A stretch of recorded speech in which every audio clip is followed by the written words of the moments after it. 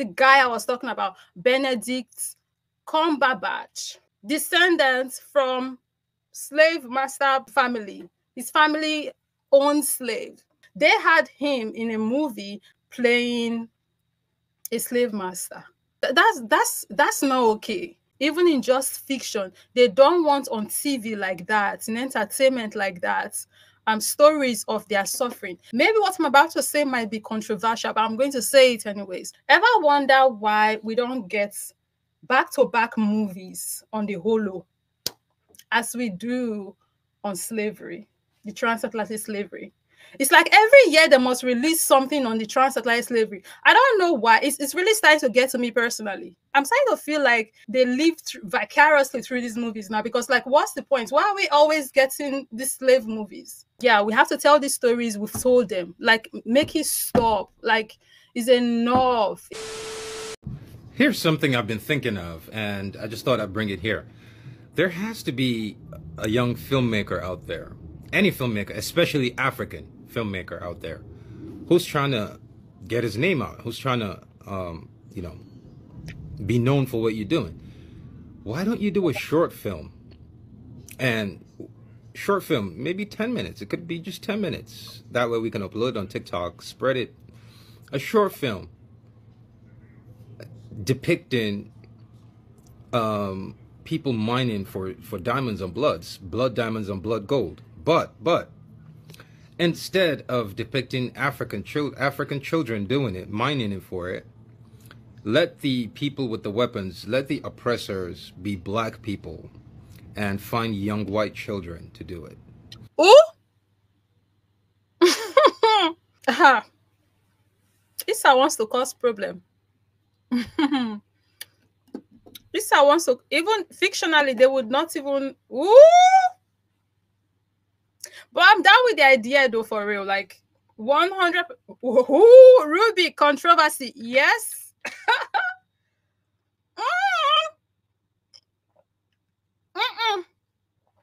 They will not like it. But I'm down for the idea. I wish I was rich. I would fund that. I will. Because that's the only way they would see that is wrong. It's an unfortunate thing that the only way we can get these people to understand the inhumanity that, no thanks to them, African people have to be constantly going through, the inhumane treatments, is when we put a white face on it. It's very unfortunate, but that's the world we live in. That's how it is right now. That we have to go down that route. People have to start thinking, oh, how can we get these people to see it? The fact is that they really don't want to see, because it's not that hard. They really don't want to see what's going on, because it's not that hard to see it. It's right in all of our faces. The reason why they don't acknowledge it is because black. The reason why they don't acknowledge all of these atrocities is because brown, black or brown, African, because it's not white. Hence why when Ukraine happened, they're talking about on TV, you know, it's blonde hair, blue-eyed children that are dying, so the world should care. Everybody should be, you know, crying and worrying for them. So when this brother said, oh, let's make a short film on this same issue, but switch the roles, immediately they would get it. They're going to be so pissed, but they would get it. Even in just fiction, they don't want to see it. Even in just fiction, they don't want on TV like that, in entertainment like that, stories of their suffering. That's why you would find, maybe what I'm about to say might be controversial, but I'm going to say it anyways, because it's about time we start, like, really not, you know, the sugarcoating has to stop. I've never really been one to sugarcoat, but, like, you know, I'm just saying, we really need to start saying these things. Ever wonder why you don't get as much movies on the Holo? Trying to censor here, so, you know, it's YouTube. When I say the Holo, you know the Holo I'm talking about. The Gen O side that happened to them folks in Europe. The one the mustache man did, that one. Ever wonder why we don't get back-to-back movies on the Holo as we do on slavery, the transatlantic slavery. It's like every year they must release something on the transatlantic slavery. I don't know why. It's really starting to get to me personally. I don't know. Like, I get it, these stories must be told, but we've heard of the stories. There's enough movies right now.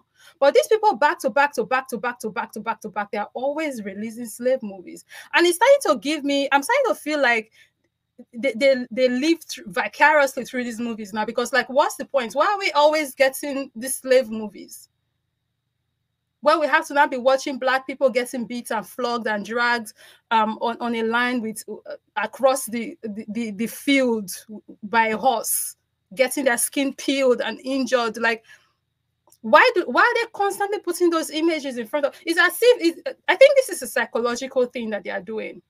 Personally, I don't watch slave movies anymore because I don't like how they make me feel. I'm going to be honest. I don't like, they do something to me emotionally and psychologically, and I don't like it. It's emotionally distressing for me whenever I watch slave movies. I saw Kunta Kinte growing up. At some point, I saw 12 Years a Slave. I think that's enough. And then we have the one with Will Smith.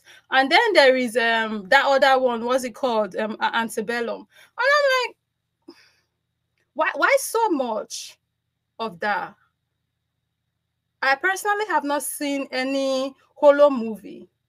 I'm sure they are, but they don't do back to back to back like that. It starts to makes me, it makes me start wondering, is there a reason why they don't put white suffering, white trauma on screen like they do Black trauma? I think they are trying to make us used to seeing Black suffering, Black trauma, Black pain, Black exploitation. They are trying to normalize it so that when you see it happening, it's not a big deal. Because, oh, you know, we've seen 50 movies on it. Everybody like, that's what it is. Like, they suffer.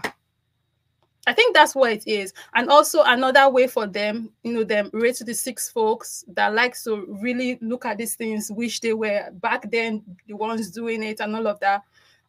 That's a way for them to live through it and enjoy, thrive, and flourish in their race to the system. Because, okay, now it's 2024. They really cannot be out there doing all of these sick things that they, you know, the ones that feel this way low-key want to do, but they can see it in the movies. Every year there's a new one coming up, new faces, new white people. They can live vicariously through these movies and enjoy the moment. And the reason why they don't show us the opposite of it, like with the Holo, for example, is because they don't want like white face and suffering to like be synonymous. And also, I feel like because they acknowledge the humanity of them Holo victims because of their whiteness, because let's be for real, them folks only acknowledge white people's humanity. So because they acknowledge their humanity, because of their whiteness, they understand the trauma behind that. I would never invalidate the Holo. And I'm saying the Holo here not to be disrespectful. I just want to be clear, but this is YouTube. They can be funny, right? That's the reason why I'm saying the Holo. So they understand that putting that on screen constantly is going to be traumatizing for not just the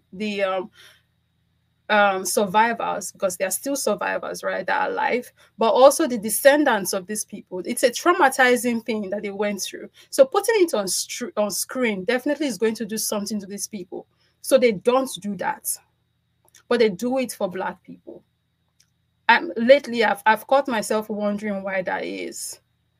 And I don't like how I feel when I watch these movies, so I don't watch them. I've stopped. Whenever I hear there's anyone like, no, I've seen enough movies of Black people getting whipped, tied to a tree, getting dragged by a horse. They make me cry, right? I don't like what they do to me. I can imagine the Holo movies, if they were made of the Holo, would do the same thing to them folks, so they don't do it. Movies of how we see them show Black suffering, Black trauma way more than, I can even say way more. We see them only at this point showing only Black trauma, constantly exploiting it. That's another thing. And right now I feel like I'm deviating upon the deviation I've deviated before, but please guys, follow me. Not only did them folks, not only did them folks have to do all of that in the past, the slavery, and we know they made a lot of money from it.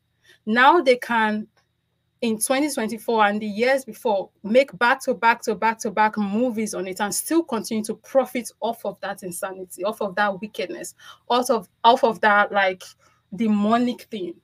They profited in the past and they are still profiting off of it from the movies. One shocking thing I heard, not maybe not too shocking, but it was very curious for me when I heard it, is that movie, 12 Years a Slave, one of them enslavers in the movie is descendants, one guy, forgotten his name, is descendants from actual enslavers in real life. You know, that's very telling to have someone who descended from enslavers play the role now of an enslaver in a movie. Is crazy. Like, why is that on television?